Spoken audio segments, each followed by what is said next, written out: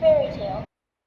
This video will show you step-by-step instructions to adapt an interactive battery-operated plush.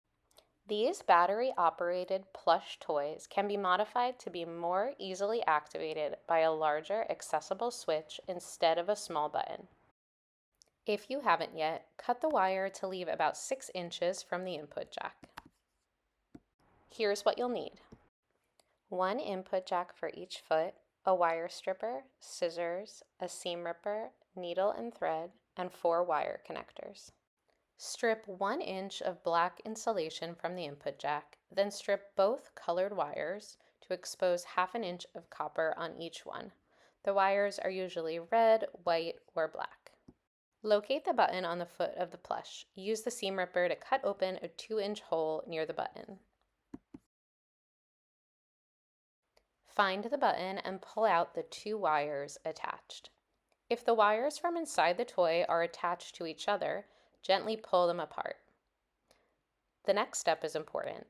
Cut 1 wire in half, leaving a few inches on each side. Strip the insulation from each side of the wire so there's about 1/2 inch of copper wire exposed on each one.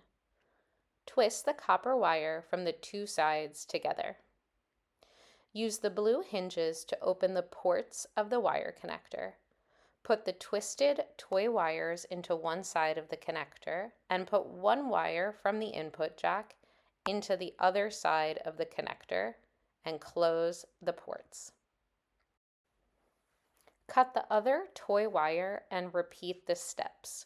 Strip the insulation from each side of that wire, then twist those 2 copper wires together.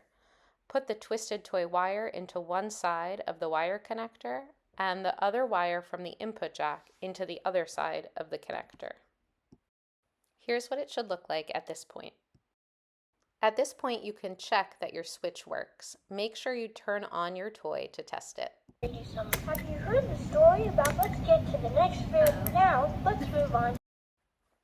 If your switch works, put the wires and connectors back inside the toy.